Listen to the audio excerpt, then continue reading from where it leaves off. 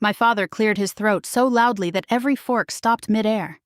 And for a second, the only sound in the room was the soft hum of Christmas music drifting from the living room. The smell of roasted turkey still hung warm in the air. Candlelight flickered across the polished dining table. Red napkins folded into neat triangles sat beside every plate. Outside the window, the Christmas tree lights blinked gently, painting the glass with tiny reflections of gold and green. Everything looked perfect. Too perfect. I remember gripping my fork, watching my father's hands rest on the table. They were steady. Too steady. My mother sat beside him, her shoulders stiff, staring at the gravy boat like it held secrets she didn't want to face. Across from me, my younger brother Daniel leaned back in his chair, lips curled into something that wasn't quite a smile. That was when my father spoke. "You owe us $52,000. For a moment, I thought I'd misheard him. Maybe the music was too loud. Maybe the wine had hit harder than I realized. I blinked, waiting for someone to laugh. For Daniel to crack a joke. For my mother to shake her head and say this was some strange holiday prank. No one laughed. Instead, Daniel reached beside his plate and slid a sheet of paper across the table toward me. It scraped against the wood with a dry, deliberate sound that seemed louder than it should have been. Numbers filled the page. Columns, totals, labels, living expenses, food contribution, room usage. I stared at the bottom line, my vision narrowing until that final number blurred and sharpened again. $52,000. My father's voice came again. Colder this time. "If you can't pay," he said, leaning forward slightly, "you pack your things and leave this house." The Christmas music kept playing. Some cheerful old carol about family and joy. It sounded wrong now, like laughter at the wrong funeral. My hands trembled beneath the tablecloth, my fingers pressing into my knees to keep them still. "You're not family anymore," my father added quietly. "If you can't contribute." That was the moment I felt something inside me shift, not break. Not yet, but crack, like thin ice under too much weight. I swallowed hard and lifted my eyes from the paper. The numbers stared back at me, cold and precise, like they had been waiting for this moment longer than I had realized. Daniel leaned forward, tapping the edge of the sheet with one finger. "It's only fair," he said, his voice smooth, almost rehearsed. "We all pay our share. The roof needs replacing. The kitchen needs updating. We can't carry dead weight forever. Dead weight." The words landed harder than anything my father had said. My mother finally spoke, her voice calm in a way that made my chest tighten. "You've stayed here long enough." Margaret. Not angry. Not emotional. Just final. I opened my mouth, but the words tangled somewhere behind my teeth. "I've been paying bills. I managed finally. Utilities. Insurance. Property taxes. I handled all of that." Daniel scoffed softly. "That doesn't count as money," he said. "That's just paperwork." Paperwork. Years of organizing receipts. Late nights balancing statements. Phone calls with insurance agents and county offices, all reduced to paperwork. I looked around the table, hoping desperately for someone to meet my eyes. No one did. My aunt focused on her mashed potatoes. My cousin reached for more gravy. Even my mother avoided looking directly at me, as if eye contact might force her to acknowledge what was happening. "Why now?" I asked quietly. It came out smaller than I intended, fragile and uncertain. My father didn't hesitate. "Because this house isn't charity." The words echoed louder than the music. Behind him, the Christmas tree lights blinked again, bright, cheerful, completely indifferent to the tension choking the room. Daniel leaned back in his chair, folding his arms like a man who had already won. "We've been patient," he said. "Long enough?" That was when I noticed the edges of the spreadsheet, perfectly printed, perfectly aligned, prepared in advance, not thrown together in anger, not a sudden decision. Planned, rehearsed. They had known this moment was coming long before I sat down at that table. My fingers tightened around the cloth napkin in my lap. I could feel my pulse pounding in my throat. in my wrists, in the tips of my fingers. If I spoke again, I would cry, and I refused to give them that. Slowly, carefully, I pushed my chair back. The legs scraped softly against the floor, cutting through the music like a blade. No one stopped me. No one reached out. I stood there for one long second, staring at the people I had spent years helping without complaint, years paying bills, years answering calls, years making sure nothing slipped through the cracks. And now, on Christmas night, they had handed me a bill and erased my place at the table. "Enjoy your dinner," I said quietly. My voice trembled, but it didn't break. Then I turned and walked away. The hallway felt colder than the dining room, the cheerful music fading behind me with every step. I could still hear the clink of forks, the low murmur of conversation resuming as if nothing had happened, as if I had never been there at all. I closed my bedroom door and leaned against it. The sound of laughter muffled but still painfully clear. They went back to eating, back to celebrating. Without me, my hands shook so badly I had to press them flat against my thighs just to steady myself. I sat down on the edge of my bed, staring at the carpet while my father's words echoed again and again in my mind. "You're not family anymore." Not family. I inhaled slowly, forcing air into lungs that felt too tight to hold it. Shock pressed against my chest like weight. Not anger. Not yet. Just disbelief. After a long moment, I stood and moved toward the closet. If they wanted me gone, then I would leave. Not tonight, not without preparing, but soon enough. I pulled out my suitcase and set it on the bed. The zipper sounded louder than it should have in the quiet room. One by one, I began placing things inside. My medication bottle, an old gray sweater, a worn photo album with corners bent from years of handling. Then I reached toward the back of the closet, pushing aside a stack of folded blankets. That was when I saw it. A small metal lockbox sat tucked behind the winter coats, half hidden in shadow. The dull gray surface caught the faint light from the hallway, glinting just enough to make my breath catch. I knew that box. I had bought it years ago. Inside were documents I had carefully filed, insurance policies, property tax records, mortgage statements, papers no one else in the house ever bothered to read. Papers that kept everything running. Slowly, I stepped closer and reached out. The metal felt cold beneath my fingertips. For a moment, I just stood there, staring at it, my heart beating harder with every passing second. Because deep down, a thought was forming, quiet, unwelcome, impossible to ignore. They had pushed me out of the house tonight, but they had no idea what was locked inside that box, or how much of their future depended on it. I didn't open the lockbox that night. My hand stayed on the cold metal for a long moment, my fingers resting against its surface like it might burn me if I lifted the lid. My chest felt tight, and every sound from the dining room outside my bedroom door landed like a bruise. Laughter, forks scraping against plates, glass clinking. They had gone back to eating, back to celebrating Christmas like nothing had happened, like I had never existed. I swallowed hard and stepped back from the closet, forcing myself to breathe slowly. Whatever was inside that box could wait. I wasn't steady enough to think clearly, and I had spent too many years fixing mistakes made in panic to start making my own. Instead, I reached for the suitcase and pulled it fully onto the bed. The zipper opened with a sharp sound that seemed louder than it should have been. My hands trembled as I began packing, not because I didn't know what to take, but because every item felt like a quiet admission that they meant what they said. I started with necessities. Medication first. Always medication.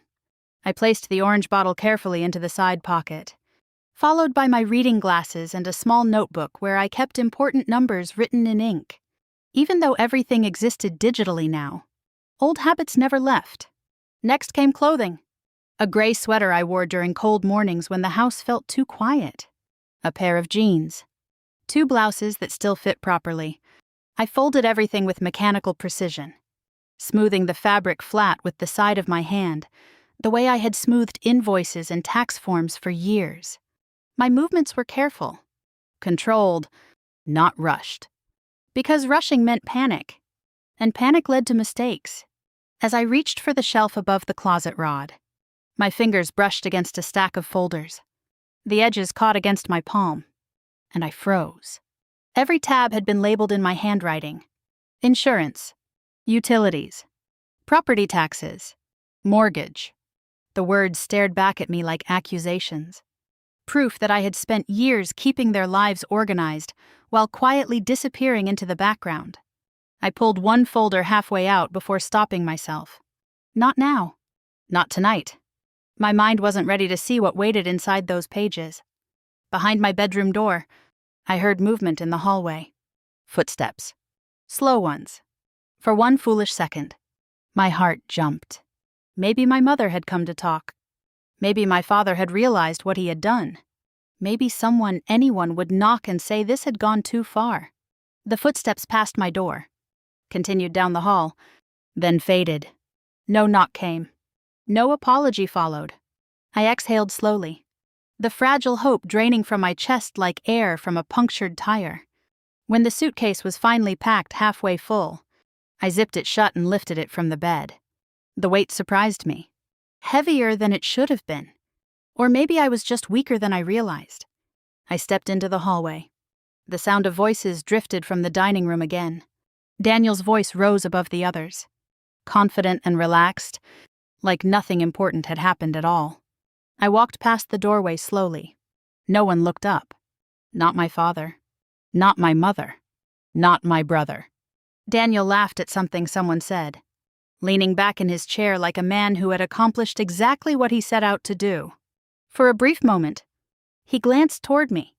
His eyes flicked to the suitcase in my hand. Then he looked away. Not surprised. Not guilty. Expecting. That realization hit harder than anything spoken at the table. He had known this would happen. They all had. I reached the front door and paused, my hand hovering over the handle. The porch light outside cast a warm glow through the glass, soft and golden against the darkness of the winter night. Christmas lights blinked along the neighboring houses, wrapping porches in color and warmth. Everything looked peaceful. Everything except my life. I opened the door and stepped outside. Cold air rushed against my face, sharp and immediate.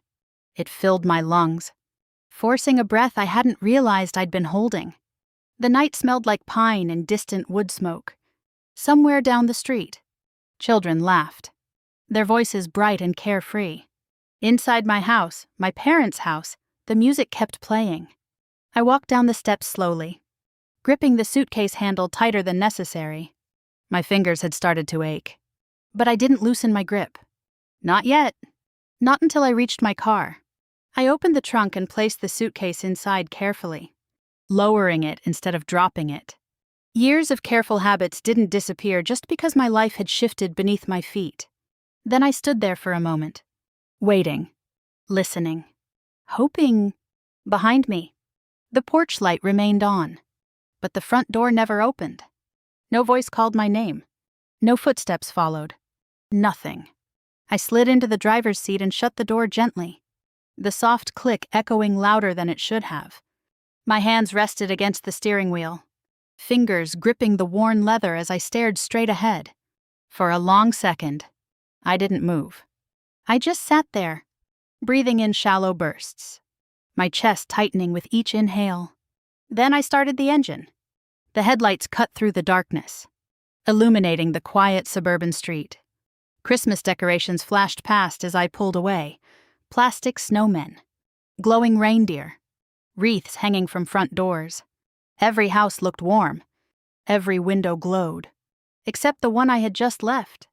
The drive to Carol Jennings's apartment felt longer than usual, even though it was only a few miles across town.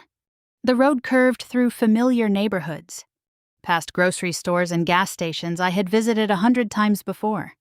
Everything looked the same, but nothing felt the same. My thoughts circled the same question over and over. Why 52,000? That number didn't come from nowhere. It had been calculated, prepared, printed. I tightened my grip on the wheel as a memory surfaced. Daniel standing near the printer earlier that afternoon. papers stacked neatly beside him. He had turned when I walked into the room, flipping the top page face down before I could see it clearly. At the time, I had ignored it. Now, it felt like a warning I should have noticed. By the time I reached Carol's building, my shoulders ached from tension. I parked near the entrance and stepped out into the cold night air, my breath forming pale clouds in front of my face. Carol opened the door before I even reached it. She stood there in her robe, gray hair pulled into a loose bun, worry etched across her face the moment she saw me. "Oh, Maggie," she said softly. That was all it took. Not anger, not judgment, just concern. I stepped inside, the warmth wrapping around me like something I hadn't realized I needed. The apartment smelled faintly of chamomile tea and laundry soap. Simple, familiar scents that made my chest tighten unexpectedly. Carol reached for my arm, steadying me. "What happened?" she asked. I opened my mouth, but the words didn't come easily. "They told me to leave," I said finally. The sentence sounded unreal once it left my lips. Carol led me to the kitchen table and placed a mug of hot tea in front of me. My hands wrapped around it automatically, grateful for the warmth seeping into my skin. She watched me carefully, her expression growing more serious with every second. "Did they really mean it?" she asked. I nodded slowly. "They had numbers," I whispered. "Printed numbers." Carol frowned. "What kind of numbers?" I hesitated before answering. "Expenses," I said. "Living costs, property costs." She leaned back slightly, her brow furrowing. "Wait," she said carefully. "Did they ever handle their finances without you?" The question landed harder than expected. I blinked. For a moment, I couldn't answer, because the truth sat heavy in my chest. No, they hadn't. Not really. For years, I had paid property taxes online, renewed insurance policies before expiration dates, balanced accounts, watched for overdue notices, fixed errors before anyone else noticed them. Quiet work, invisible work, work that kept everything standing. A memory surfaced suddenly. An envelope from the county office. It had arrived weeks earlier, stamped with bold lettering across the front. Second notice. I remembered opening it late at night while the rest of the house slept. The amount due had been higher than usual, larger than expected. I had paid it, filed the receipt, and moved on without discussion. At the time, it felt like routine. Now, it felt like something else, something unfinished. My hands tightened around the mug as I leaned forward, reaching for my phone. Carol watched silently as I unlocked the screen and searched through my email archive, scrolling past months of messages until one subject line stopped me cold. Final reminder. Property account review required. My breath caught. I opened the message slowly, my pulse pounding louder with every second. The numbers appeared first, larger than I remembered, higher than they should have been. And at the bottom of the message, a line that made my stomach twist into knots. Account flagged for further review. I stared at the screen, the glow reflecting in my glasses as realization settled deep into my bones. This wasn't just a family fight anymore. This was something much worse. Because if those numbers meant what I thought they meant, my parents weren't just pushing me out of the house. They were dangerously close to losing it altogether. The next morning, I sat at Carol's kitchen table with a cup of coffee that had gone cold before I remembered to take a second sip. Sunlight slipped through the blinds in narrow stripes, landing across the laptop screen in front of me. I hadn't slept more than an hour, maybe 2. Every time I closed my eyes, I saw that spreadsheet sliding across the table again. Heard my father's voice telling me I wasn't family anymore. Carol moved quietly around the kitchen, giving me space. She didn't ask more questions. Didn't push. She simply set another mug of fresh coffee beside me and rested her hand briefly on my shoulder. "What happens?" she asked gently. "If they don't pay those taxes?" The question landed differently than everything else had. Not emotional. Practical. I stared at the laptop screen without opening it yet. "If they don't pay," I said slowly, The county starts taking steps.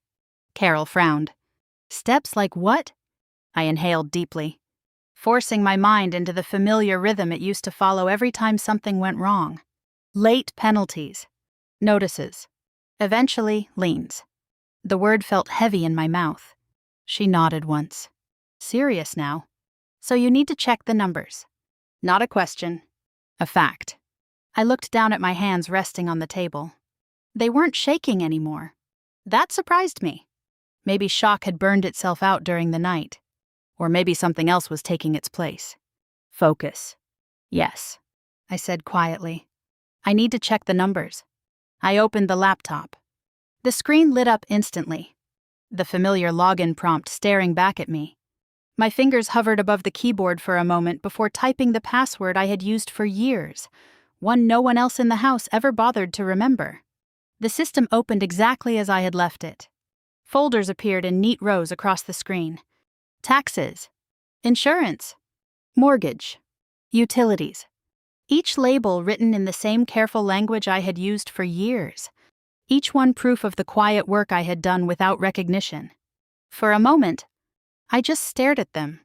Pride mixed with sadness in a way that made my chest ache. Then I clicked the taxes folder. Files filled the screen, years of records, neatly dated and stored. I scrolled slowly, reviewing entries from previous years, payment confirmations, receipts, adjustments. Everything looked consistent at first. Predictable, routine, until it didn't. One entry near the bottom of the list caught my attention. Pending adjustment. I frowned slightly, leaning closer to the screen. I didn't remember approving any adjustment. Not recently. I clicked the file. The document opened with a soft mechanical sound. County letterhead filled the top of the page, followed by paragraphs of official language that I had read hundreds of times before. Property revaluation notice. My stomach tightened as I scanned the numbers. The property value had increased significantly, which meant higher taxes. Much higher. I leaned back in my chair, my fingers tightening around the edge of the table. That's not right, I murmured. Carol looked over from across the room. What isn't right? The amount, I said quietly. It jumped too fast. I scrolled further down, reviewing payment history line by line. Most of the older payments matched what I expected. Normal yearly increases. Nothing alarming. Then I reached the most recent entry. Partial payment. My breath caught. That wasn't how I worked. I never left partial balances. Ever. Partial payments created risk, late fees, penalties, complications that multiplied over time. I clicked into the details. Late fee attached. Small, but growing, like a crack spreading through glass. A memory surfaced suddenly, my parents telling me weeks ago that they had handled something themselves. At the time, I hadn't thought much about it. They sounded proud, even pleased. Now, it felt like a warning I had ignored. I moved to the mortgage folder next, scrolling slowly, carefully, looking for anything unfamiliar. That was when I saw it. Loan adjustment notice. My heart skipped. I didn't remember processing any adjustment recently. Not one this large. I clicked the file. The document opened, revealing several pages of legal language, charts, and signatures. I scanned the first paragraph quickly, then slowed down as the words settled into meaning. Reverse mortgage extension. My pulse quickened. I hadn't been part of this. I would have remembered. I always remembered. A flash of memory returned. Daniel standing beside a man in a dark suit months earlier, speaking in low voices near the hallway. I had passed by, and Daniel had smiled casually. Just routine paperwork, he'd said. Routine. Nothing about this looked routine. I scrolled down to the signature section. My father's name appeared clearly on the line, but mine didn't. That absence hit harder than anything else. For years, I had been the one reading every clause, every condition, every warning printed in small letters at the bottom of the page. This time, they had signed without me, without understanding, without protection. I sat back slowly, the weight of the discovery pressing against my chest. "What is it?" Carol asked from behind me. I swallowed before answering. "They extended the mortgage," I said. "Without telling me?" Her eyebrows lifted slightly. "Is that bad?" I exhaled slowly. "It can be." I returned to the document, reading deeper into the terms. Payment thresholds adjusted. Equity conditions modified. Compliance requirements tightened. Each line added another layer of risk. If obligations weren't met, if deadlines slipped, the lender could intervene. The house could be taken. Foreclosure. The word formed in my mind with chilling clarity. I shifted to the insurance folder next, my hands moving faster now. Scrolling. Searching. Checking dates. That was when I saw it. Policy modification. Recent. Too recent. I opened the file. Coverage details filled the screen, numbers shifting in ways that didn't feel safe. Deductibles increased. Protection reduced. Clauses altered in subtle but dangerous ways. My breath caught again. "This doesn't make sense," I whispered. Carol stepped closer now, peering at the screen. "What changed?" "Coverage," I said quietly. "Less protection than before." I scrolled to the authorization section and froze. The signature field showed a name. Not my father's. Not mine. Daniel Lawson. I leaned back slowly, the chair creaking beneath my weight. For a moment, the room felt too quiet, too still. A memory pushed forward, Daniel standing near the hallway again months ago, speaking with the mortgage agent in low voices. I had ignored it then, trusting him, assuming he knew what he was doing. Now, that trust felt like a mistake, a dangerous one. I stared at the screen, letting the pieces fall into place one by one. Daniel pushing renovation plans. Daniel dismissing my warnings. Daniel presenting that spreadsheet on Christmas night. This wasn't random. It was a pattern. A careless one. Or worse. I scrolled deeper into the insurance rider details. One section blinked red in my mind immediately. Authorization incomplete. Signature required. Missing. I leaned closer, reading the line again to be certain. Without that authorization, the policy wasn't fully valid, which meant if something happened to the house, fire, storm damage, structural failure, coverage might not apply. I felt my chest tighten, breath catching halfway in. This wasn't just paperwork anymore. This was risk layered on top of risk. Danger stacked quietly beneath the surface of everyday life.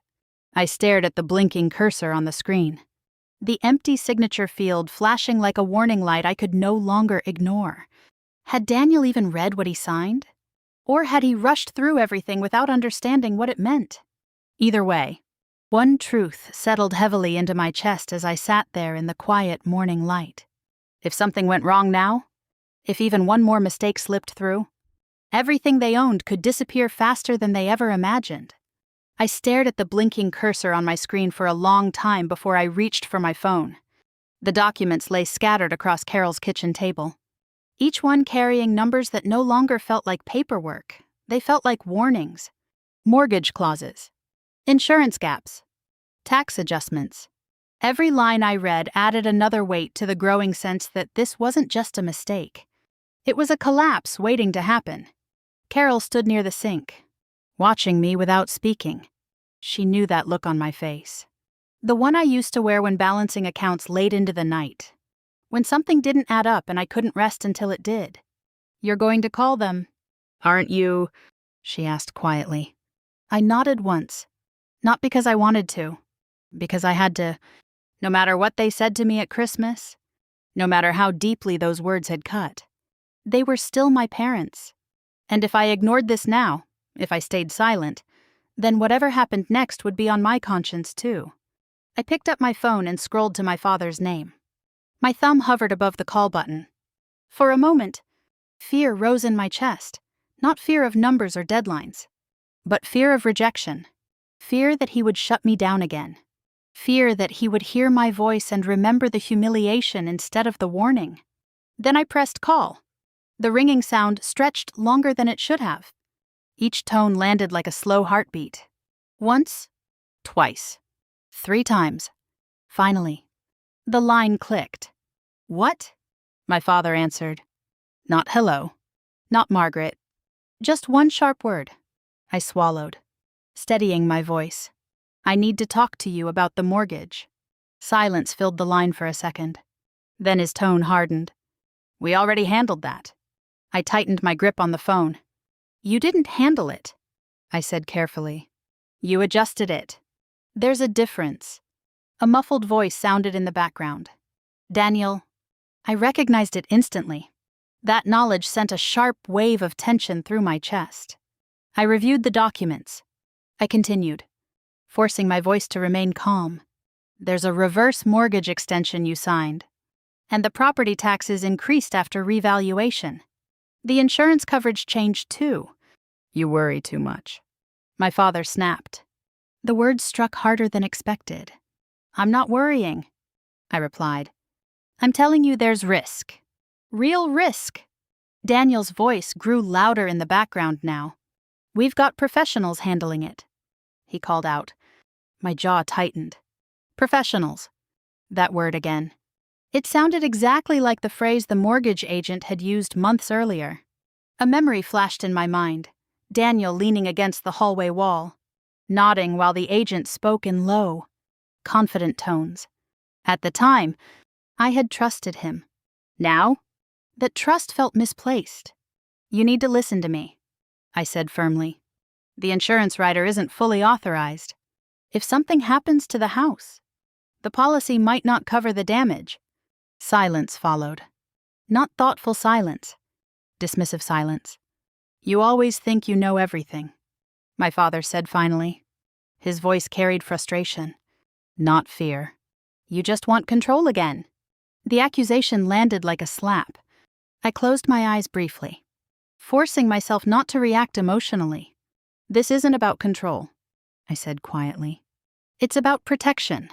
Daniel spoke again, this time directly into the phone. "Stay out of it." "Margaret," he said coldly. "You're not responsible anymore." Responsible. The word echoed inside my chest. For years, I had been responsible. Now, suddenly, I wasn't. Not until things started breaking. "Listen to me," I said again, slower this time. "The policy changes were authorized under your name. Daniel. That means you're legally tied to the decisions." There was a sharp intake of breath on the other end of the line. For a moment, no one spoke. Then my father's voice returned.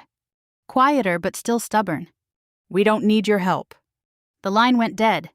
I lowered the phone slowly, staring at the blank screen. Carol watched from across the room. "They didn't listen," she said softly. I shook my head once. No. Anger flickered briefly inside me, but it didn't stay. Something colder replaced it. Something steadier. Frustration. Then, a sharp sound interrupted my thoughts. A new email notification appeared on my laptop screen. The subject line froze my breath mid-inhale. County Property Compliance Notice. My fingers hovered above the trackpad before clicking. The message opened slowly, revealing official formatting, government letterhead, dense paragraphs, structured warnings. I scanned the first lines quickly. Property flagged for delinquency review. My pulse quickened. Deadline established. Consequences listed. The words blurred together for a moment before sharpening again. Days. Not months. Days. "Carol?" I whispered, my voice barely audible. She stepped closer, peering at the screen. "What is it?" "They're running out of time," I said. My chest tightened as I read deeper. "Failure to comply may result in lien filing." Lien. The word sat heavy in my mind. Once that process started, things moved quickly.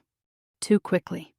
I grabbed my phone again and opened my email account, attaching screenshots of the documents I had just reviewed. Mortgage statements, insurance rider details, tax notices. Each file felt like evidence, proof I couldn't risk them ignoring again. Subject line. Urgent, please read. I hesitated only a second before pressing send. The message disappeared from my outbox. Seconds passed. Then a notification appeared. Read. They had opened it, but no reply came. Not one word. Silence settled over the room again. Heavy. Uncomfortable. Minutes stretched into something longer than they should have. Then my phone rang. Caller ID flashed across the screen. Mother. I answered immediately. Her voice sounded different this time. Not cold. Not distant. Shaky. What does delinquency review mean? She asked. Fear filled her words. Real fear. I closed my eyes briefly, steadying myself before answering. It means they're watching the account, I said carefully. It means they believe payments aren't being handled properly. Silence filled the line. I could hear her breathing, slow, uneven. Daniel said everything was fine, she whispered. My grip tightened around the phone. What exactly did he tell you? I asked. He said the refinance covered the increase, she replied weakly. He said you were overreacting. Overreacting. That word again. I exhaled slowly. The letter you received, I said gently. Read me the bottom section. There was a pause as she unfolded the paper. Her voice trembled slightly as she read. Failure to comply may result in lien placement against property. Her breath hitched halfway through the sentence. What does that mean? She asked. I hesitated only briefly before answering. It means the county can claim legal interest in the house. Silence followed. Deep. Heavy. Terrifying. For the first time since Christmas dinner, I heard something new in her voice. Not denial. Not anger. Fear. Real. Undeniable fear. And in that moment, I realized something that settled cold and certain inside my chest. They weren't ignoring me anymore. They were finally starting to understand. But I didn't know yet whether that understanding had come soon enough or far too late. My phone rang again the next morning just as I was opening my laptop. And something in my chest told me before I even looked at the screen that this call would change everything. Mother. Her name flashed across the display. And for a moment I didn't move. The silence between Christmas and now had stretched long and cold, like winter settling into bone. She had called the night before. Yes, but this time felt different. Heavier. I answered on the second ring. Hello. Her voice came through thin and unsteady. A letter came today, she said. No greeting. No small talk. Just those words. My fingers tightened around the phone. What kind of letter? I asked. A county letter, she whispered. It was delivered this morning. A man came to the door and made your father sign something. Certified delivery. My stomach tightened instantly. What does the envelope say? I asked, forcing my voice to remain calm. There was the rustle of paper. I could picture her standing at the kitchen counter, the same place where she used to sort mail while I paid bills beside her. It says, she paused, squinting as she read, County Property Office. Official notice. The words landed hard. Open it, I said quietly. Paper tore softly on the other end of the line. For a moment, all I heard was her breathing. Then she began reading aloud. Notice of delinquency. Compliance period required. Failure to respond may result in further action. Her voice wavered with every line. Stop there, I said. I pressed my fingers against my temple, forcing my thoughts into order. Take a picture of the letter, I told her.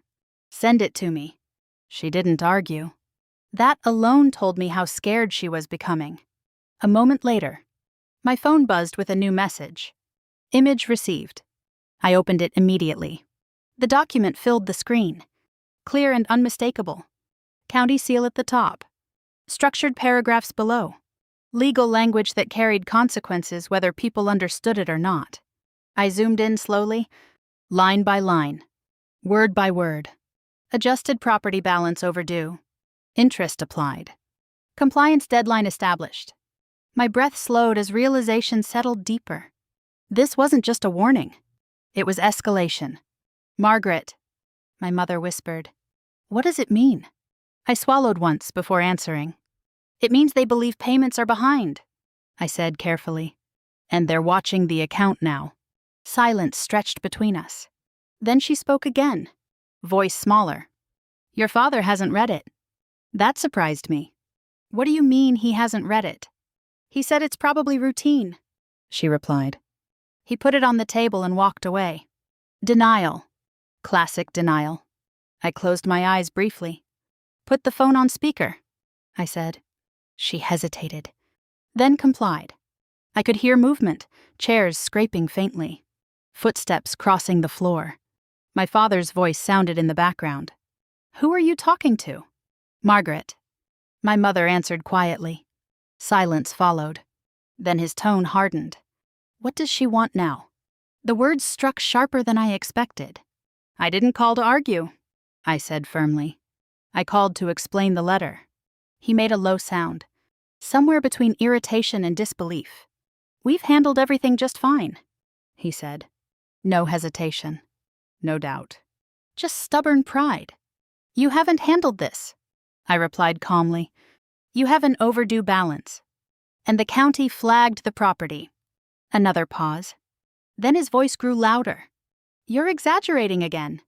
The words landed like stones. Before I could answer, the phone shifted, and I heard my mother's voice again, closer this time. More urgent. Just listen to her, she whispered. Her fear was no longer hidden. That changed everything. Send me the rest of the pages, I said quietly. More rustling. Another image arrived. I opened it. Zoomed in. Read carefully. Late penalties applied. Administrative fees added. Interest accumulating. Numbers layered on top of numbers. Growing quietly in the background while everyone else ignored them. My pulse quickened. Margaret, my mother asked again. Tell me the truth. I hesitated only briefly. You're running out of time, I said. The silence that followed felt heavier than anything else we had said.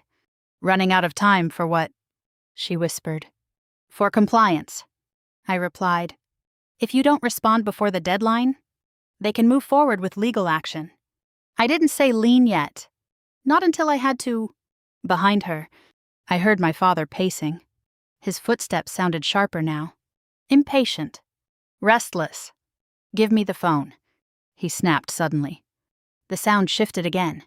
Then his voice filled the line. You always make things sound worse than they are, he said. I exhaled slowly.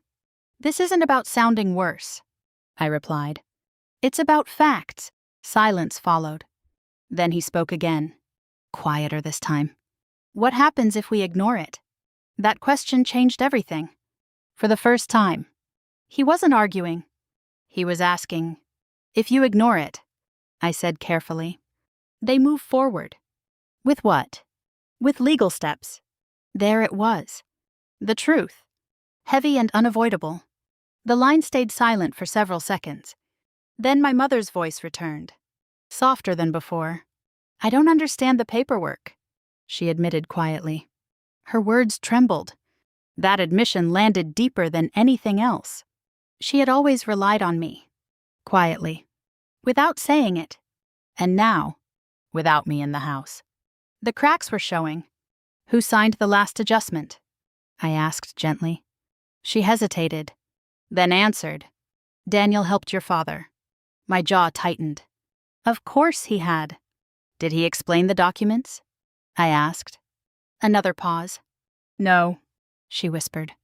He said it was routine. Routine. That word again. The same word that had hidden so many risks beneath its surface. Anger stirred inside me, not loud, not explosive, but cold and steady. Daniel had pushed them into decisions they didn't understand. And now, those decisions were tightening around them like a closing fist. Listen carefully, I said. My voice sounded calmer than I felt. You cannot sign anything else. Not one paper. Not until I review it. Silence followed. Then my mother spoke again. Okay. Just one word. But it carried more surrender than anything she had ever said to me before. My father didn't interrupt. He didn't argue. That silence told me more than his words ever could. I leaned back in my chair, staring at the document still glowing on my screen. One line near the bottom caught my attention. Secondary review pending? My stomach tightened again. Secondary review meant escalation. More scrutiny. More risk. More consequences. How many days? My mother asked quietly. I counted quickly. Not weeks. Not months. Days. Very few, I said. The truth settled heavily between us.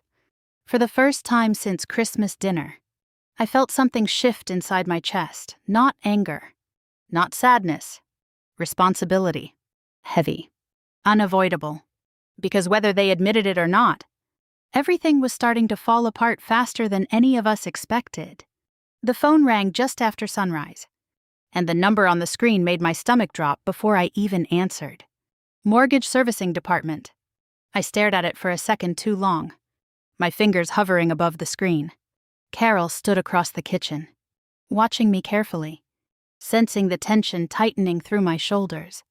"This is it," I whispered under my breath. Then I answered. "Hello." A professional voice greeted me immediately. "Good morning? May I speak with Margaret Lawson?" My pulse quickened. This is she. "We're calling regarding recent activity on the Lawson property account," the representative said calmly. "The file has been flagged for irregular adjustments, and we need to confirm compliance details." Irregular adjustments. The words settled cold in my chest. "I'm reviewing the file now," I replied carefully. "What triggered the review?" There was a brief pause while he checked something on his end. "A recent refinance modification activated updated payment thresholds," he said.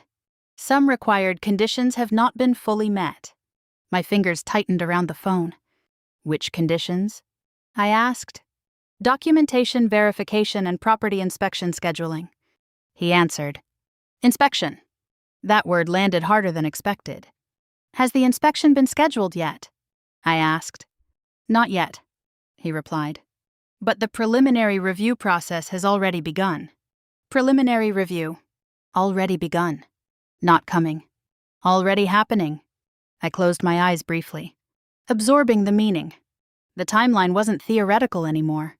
It was moving forward whether we were ready or not. "Thank you," I said carefully. "I'll coordinate with the homeowners immediately." When the call ended, I lowered the phone slowly and stared at the table in front of me.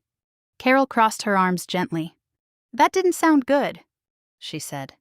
"It's worse than I thought," I admitted. Silence filled the kitchen. Then I stood up. "I have to go back." Carol frowned slightly.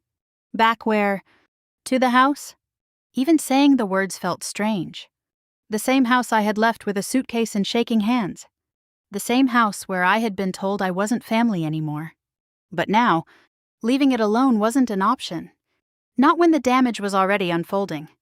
The drive back felt different from the night I left.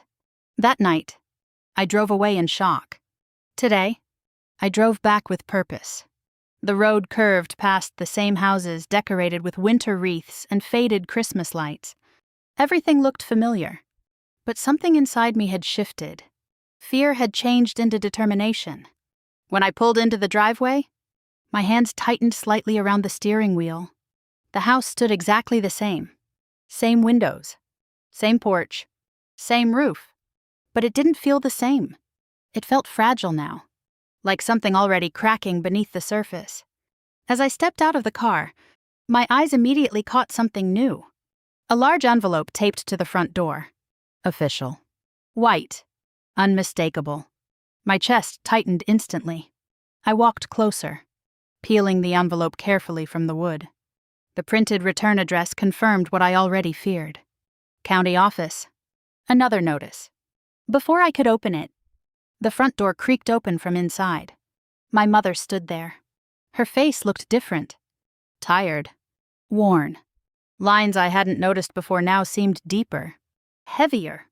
"You came?" she said quietly. Not surprised. Relieved. "I had to," I replied. She stepped aside silently, allowing me to enter. The house felt colder than I remembered. Not physically. Emotionally. The television played softly in the background, filling the silence with meaningless noise. My father sat at the dining table, Stacks of unopened mail spread in front of him. For the first time in my life, he looked smaller than the room around him. Not physically smaller. Weaker. He didn't stand when I entered. Didn't greet me. Just watched. Carefully. Wariness replaced authority. I placed the envelope on the table and sat down across from him. More notices? I asked. My mother nodded slowly.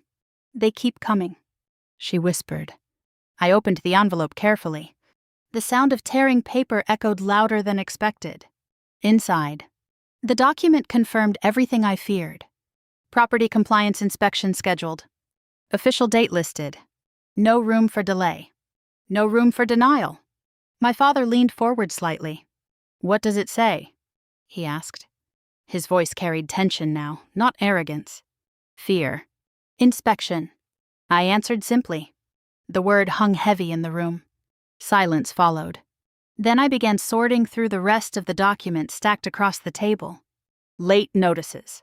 Updated balances. Penalty statements. I organized them into separate piles. My hands moving automatically. Muscle memory returning like it had never left. Taxes to the left. Mortgage in the center. Insurance to the right. My mother watched quietly. My father leaned back in his chair, staring at the growing stacks of paper like they were building a wall around him. These numbers, I said quietly. Scanning a page. They're higher than they should be. My mother pressed her hand against the table edge. How bad is it? She asked. I didn't answer immediately. Instead, I flipped through another statement, confirming what I already suspected. Worse than I estimated. Penalty fees had grown faster than expected. Interest accumulating silently. Like mold spreading behind a wall. My mother's breathing grew uneven. We didn't understand what we signed, she whispered suddenly. Her voice cracked. I paused. Looked up slowly. What do you mean? I asked. Her fingers trembled slightly as she rested them against the table. Daniel said it would help, she admitted. He said refinancing would give us more room. More room. The phrase felt hollow now. Did he explain the terms? I asked carefully. She shook her head. No, she whispered. He told us to sign quickly. My jaw tightened. That confirmed everything. Before I could respond, a sudden knock echoed through the house. Sharp, unexpected. All three of us froze. My father's head lifted slowly. My mother's hand tightened against the table. The knock came again, louder this time. I stood and walked toward the door. Each step felt heavier than the last. When I opened it, a man stood outside holding a clipboard. County representative. Professional expression. Neutral tone. Good afternoon, he said. I'm here to deliver an inspection acknowledgement. My stomach dropped. He handed me the document. I scanned it quickly. Property review required. Compliance verification pending. Failure to cooperate may result in lien filing. Lien. There it was. The word we had been circling finally spoken aloud. I turned back toward the table slowly. My father signed the acknowledgement form with shaking fingers. For the first time in my life, I saw uncertainty in his eyes. Not pride. Not stubbornness. Fear. Real fear. After the representative left, silence settled heavily inside the room. My father lowered himself into his chair. Shoulders slumped. He stared at the documents scattered across the table. Then, after a long pause, he spoke. What do we do now? The question landed quietly, but it changed everything. Because for the first time, he wasn't giving orders. He was asking for guidance. And in that moment, I understood something with chilling clarity. They had pushed me out of the house weeks ago. But now, without me, everything was starting to collapse faster than they could stop it. I woke before sunrise the next morning, long before anyone else stirred in the house, and sat alone at the dining table that once felt like a place of comfort. Now it looked like a battlefield. Documents covered every inch of the wood, tax notices, mortgage letters, insurance statements, each one stacked in careful rows that I had built the night before. My laptop sat open in front of me. the soft glow of the screen lighting the papers like evidence in a courtroom. For the first time since Christmas, that table belonged to me again. Not as a guest, not as a burden, but as the only person who understood what those numbers meant. I worked methodically, sorting everything into a timeline. Dates lined up across my spreadsheet. Each entry placed in order, mortgage changes first. Insurance modifications next. Tax notices layered on top like warning bells that had rung too quietly for too long. The deeper I looked, the clearer the pattern became. One signature caught my attention. Daniel's. The date beside it matched the same afternoon I remembered seeing him in the hallway with the mortgage agent months ago. At the time, I had assumed he was just listening politely. Now I knew better. This wasn't polite listening. It was careless agreement. Or worse. I printed the timeline carefully and placed it in the center of the table. That was when the front door opened. The sound echoed sharply through the quiet house. Daniel stepped inside. He froze when he saw me sitting there. Not surprised. Not welcoming. Just wary. "What's all this?" he asked, glancing at the stacks of paper spread across the table. His voice tried to sound casual, but something beneath it trembled. I didn't answer immediately. Instead, I gestured toward the chair across from me. "Sit down." My tone stayed calm. Flat. Controlled. That alone made him hesitate. Daniel glanced toward the hallway, then back at the table. My mother appeared behind him, her face tight with worry. My father followed slowly, his posture heavier than usual. Daniel finally dropped into the chair. "What's going on?" he asked again. I slid the printed timeline toward him. "What's going on?" I said evenly. "Is that you signed documents you didn't understand." His eyes flicked down to the paper. "I understood enough," he said quickly. "Did you?" I asked. Silence filled the space between us. I pointed to the first entry. "This date?" I said. "You authorized the refinance adjustment." He crossed his arms. "That's normal." "Not without reading the liability section," I replied calmly. My mother shifted slightly behind him, tension radiating from her posture. Daniel scoffed. "You're exaggerating again." I reached into the folder beside me and pulled out the insurance authorization page. Then I placed it directly in front of him. "Read this," I said. He hesitated before picking it up. For the first time, uncertainty crossed his face. The room stayed silent as his eyes moved across the lines. I watched his expression change slowly, from confidence to confusion, then to something closer to fear. "You signed this," I said quietly. He lowered the paper. "So," he replied defensively. "So," I answered. "That signature reduced coverage on the house." My mother gasped softly behind him. "What do you mean, reduced?" she asked. I turned toward her. "The deductible increased," I explained. "Protection decreased. If something happens, coverage may not fully apply." My father leaned forward slowly. "What about the mortgage?" he asked. I handed him the next document. "Read the highlighted section," I said. His eyes moved carefully across the page. The silence stretched long enough to feel painful. Finally, he spoke. "Did you read this before signing?" he asked Daniel. Daniel shifted uncomfortably. "I trusted the agent," he muttered. That answer hung in the air like smoke. "You trusted him," my father repeated slowly. Daniel didn't respond, because there was nothing left to defend. I leaned forward slightly, keeping my voice calm. "This isn't about blame," I said. "It's about consequences." Then I placed the final sheet on the table. A summary. Clean. Simple. Unavoidable. "This," I continued, "is what happens next if nothing changes." My mother moved closer, gripping the back of the chair as she read. My father lowered himself into his seat, shoulders tightening. Daniel stayed silent now, staring at the papers like they were written in another language. I watched all of them carefully. Every reaction, every shift in posture, every flicker of realization. Finally, my father spoke again. "Can this still be fixed?" The question landed quietly, but it carried more weight than anything else he had said in weeks. I let the silence stretch for a moment before answering. Yes, I said. My mother exhaled sharply, relief flashing across her face. But only if we act now, I added. That relief faded just as quickly. Daniel looked up at me. What do you mean, we? He asked. I met his gaze directly. I said slowly, that every financial decision from this point forward goes through me.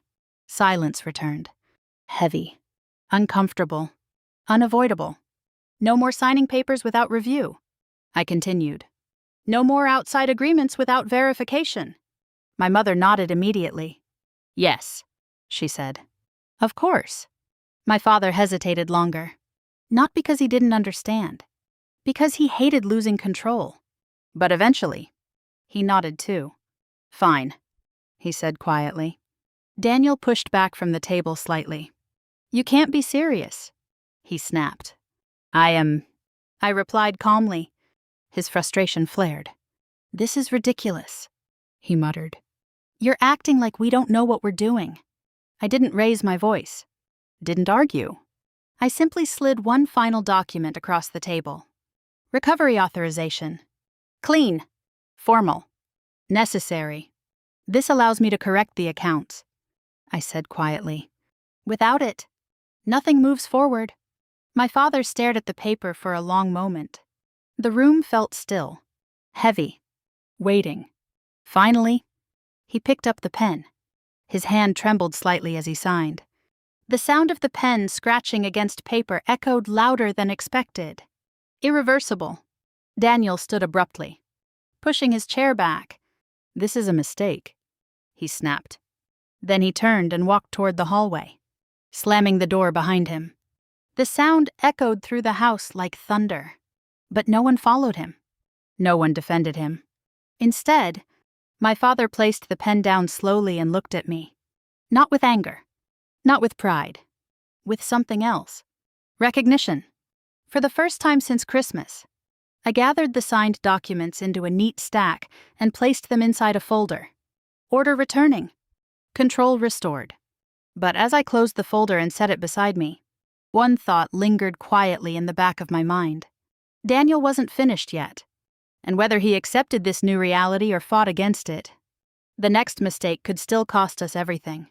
The first morning after my father signed the authorization felt strangely quiet, like the house itself was holding its breath. I sat at the dining table again, but this time the tension that once filled the room had softened into something heavier. Exhaustion. Stacks of documents surrounded me, sorted neatly into labeled folders. Taxes to my left. Mortgage directly in front of me. Insurance to my right. For years, this had been my routine. Now, everyone finally understood why it mattered. My father sat across from me, silent, watching as I worked. He didn't interrupt. He didn't question. He simply observed, his hands folded together in a way that looked unfamiliar on him. My mother hovered near the kitchen doorway, her eyes moving between the papers and my face. Who do you call first? She asked quietly. The mortgage company, I replied without looking up. My voice sounded steady, calm in a way that surprised even me. I picked up the phone and dialed the number from memory. The representative answered after a short hold, her tone professional but patient. I explained the situation carefully. Requested recalculations. Asked for compliance extension options. Each word left my mouth with practiced precision, shaped by years of doing this quietly behind the scenes, while everyone else assumed things simply worked on their own. My father listened closely, his eyes narrowing as he followed the conversation. When I ended the call, I exhaled slowly. What did they say? He asked. They're reviewing the account, I answered. Penalty fees may be reduced if we act quickly. Relief flickered across my mother's face. Reduced, she repeated. Yes, I said, but not erased. We still have work to do. For the next several hours, I made call after call. Insurance agent, county office, tax department. Each conversation added another small correction to the mess that had grown quietly in my absence. Forms were requested. Adjustments filed. Deadlines noted carefully in my notebook. My parents watched the entire time. Not with impatience. With realization. By afternoon, the tension in the house shifted again, not into comfort, but into awareness. The weight of what nearly happened settled over all of us like dust after a storm. Then the front door opened. Daniel stepped inside. The sound froze everyone in place. He didn't slam the door this time. Didn't walk in with confidence. His posture looked different, shoulders tighter, movements slower. I didn't greet him. I kept writing, letting silence stretch between us. Finally, he spoke. "Is everything under control now?" His voice sounded uncertain, like he didn't trust his own words. I finished writing one final note before looking up. "Not yet," I answered calmly. He shifted his weight, avoiding eye contact. "I didn't mean for any of this to happen," he said quietly. My mother pressed her lips together. My father remained still. I studied Daniel carefully. For the first time, there was no arrogance in his posture, no confidence in his voice, just something close to regret. "You signed documents you didn't read," I said.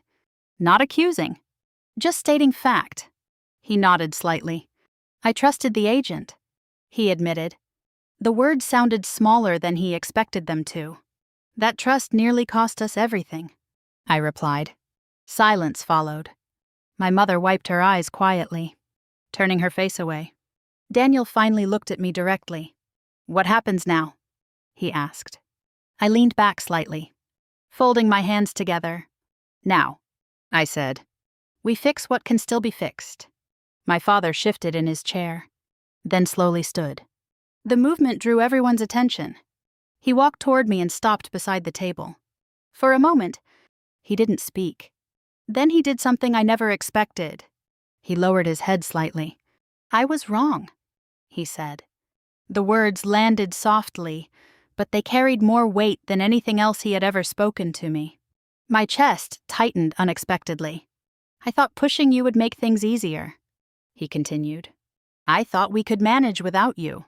He paused, struggling to continue. "I didn't see how much you were holding together." My mother stepped closer, her voice trembling. "We took your work for granted," she whispered. Tears filled her eyes now. "We thought paperwork was simple, that anyone could do it." For the first time since Christmas, the tension inside my chest cracked open, not into anger, but into something quieter. Relief. Not forgiveness yet, but relief. Daniel shifted awkwardly beside the doorway. "I should have listened," he said quietly. I didn't understand what I was signing. I studied his face. Regret had replaced confidence completely. That alone spoke louder than any apology. I inhaled slowly before speaking again.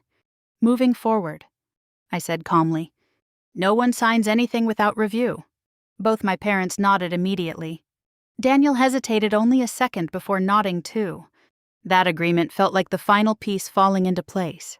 Later that evening, I installed a small locking file cabinet beside the dining table. Inside it, I placed every corrected document, tax records, insurance policies, mortgage updates, each one filed with care. When I closed the cabinet door, the sound of the lock clicking into place echoed softly through the room. Final. Secure. The house felt different now. Not lighter. Stronger. That night, after everyone went to bed, I sat alone at the table once more. The same chair where I had been humiliated weeks earlier.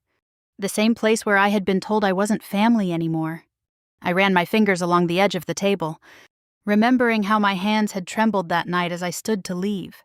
Now, they were steady. Not because everything was perfect, but because everything was understood. Sometimes strength didn't look loud. Sometimes it didn't come with shouting or revenge. Sometimes it looked like quiet knowledge, quietly holding everything together while no one noticed. Until they finally did. I reached into my pocket and pulled out the small key to the file cabinet, turning it slowly between my fingers. That tiny piece of metal carried more power than anyone in this house had realized. Not power to destroy, power to protect, power to rebuild. And as I sat there in the soft glow of the kitchen light, one truth settled deeply into my heart. Sometimes the person they call a burden is the only one standing between survival and collapse. If you've ever been made to feel invisible in your own family, if you've ever been treated like your work didn't matter, even when you were the one holding everything together, I want you to tell me your story. Because I know I'm not the only one who sat at a table like this, feeling unseen until everything started falling apart.